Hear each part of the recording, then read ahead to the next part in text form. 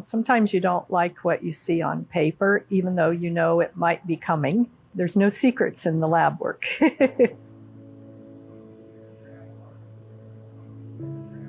My name is Susan, and I live in California. I'm retired.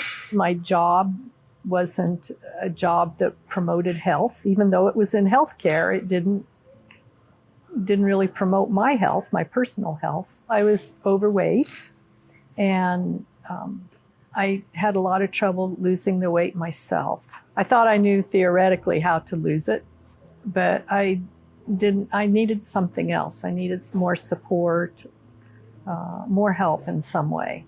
And I had family, immediate family, that had significant risk factors, such as diabetes and kidney disease. And I knew genetically I might be prone to that. That kind of scared me. So I wanted help.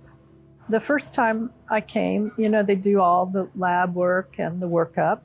They will go through your lab work line item by line item and help you understand if the lab work is out of range, what caused it, and what you need to do.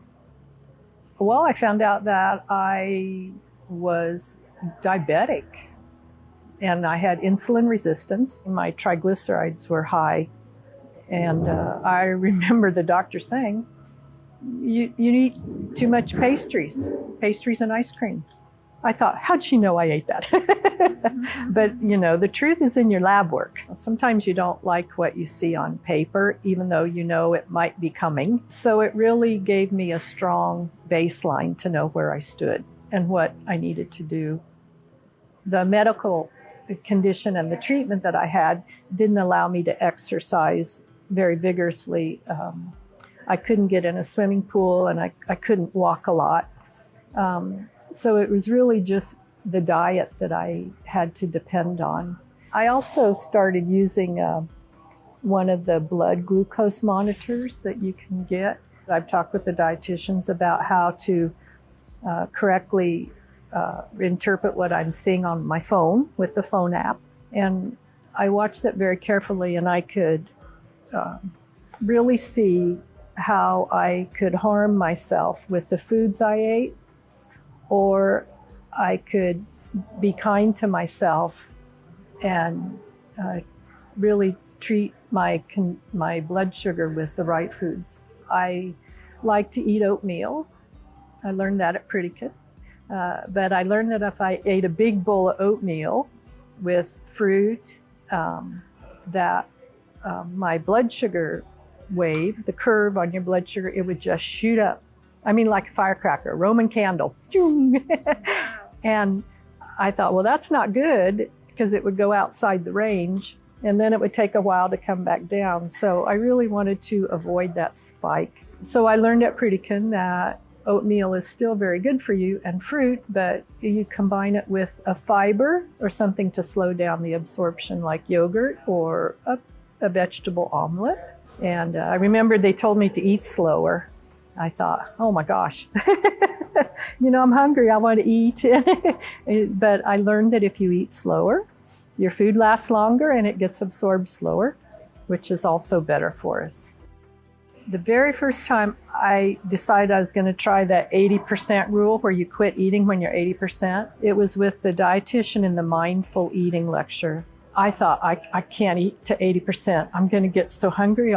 I don't know what I thought would happen to me, but I thought, I can't stop eating if I'm not full. I thought that's unreasonable. But, I did it one time, and I thought, I think there's something to this.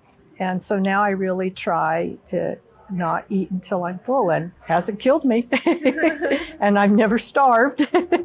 And I actually feel better. I am aware more of when I'm full. I continued to work with a dietitian after I went home. We actually had a call like once a week for a certain period of time, and then we went to every other week. But I kept a food journal, and I emailed it to her every day. I mean, I can't, bless her heart. I mean, she got my food journal every day. This is what I've eaten every day, Then when we would call and talk, she would review it with me. Pritikin, I think, helps you realize what might be helpful for you when you go home. Cooking classes, the chef will help you learn how to cook. The psychologist will help you with things that maybe are emotional or hard for you. The dietitian will help you think what's healthy and what's not good for you. The exercise people will help. I don't know what more you could want when you go home to be a success. I returned this month for a full 2 weeks again. Initial physician or provider that I was assigned to was Dr. Neely Gonzalez. She met with me on our initial intake appointment, talked to me about the past lab works that I had. And I talked with her a little bit about some of my goals and if they were reasonable to try to achieve while I was here. She was very supportive and, said, well, when you do your lab works after being here for, the time period, then we'll go over them again. And Dr. Frege went over them with me, and I was really surprised that, she said, I think your diabetes is no longer there. Your insulin resistance is gone. She said, whatever you're doing it exactly the way that you should.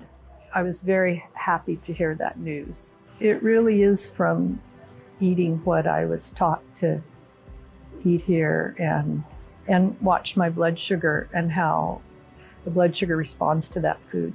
I'm sure that if I hadn't come to Pritikin, I would be following in my father's footsteps, of diabetes and probably then getting some hypertension. And it's not easy at all, though. I still can't help but look down that aisle where that chocolate is. Pritikin teaches you things to try to think through that. And if you do end up having, a food that isn't the best for you, you don't start over again. You just carry on with the next meal and eat healthy at the next meal. So it's a no judgment, no guilt. Like, we're in this together. We're here to support you. Knowing that my blood sugars are, and my lab work and my insulin resistance are normal, that's a great emotional relief to you. You always know it's there and you always worry about it. And you always think, well, that's what's wrong with me. You label yourself as not healthy and something's wrong. To know that you have control over that and you could change that, I did. I did. It's a great emotional burden off your soul and your mind. It makes you feel happy in a place maybe you haven't felt happy for a long time. I just really get so much out of coming here, and I consider it a necessary part of living well.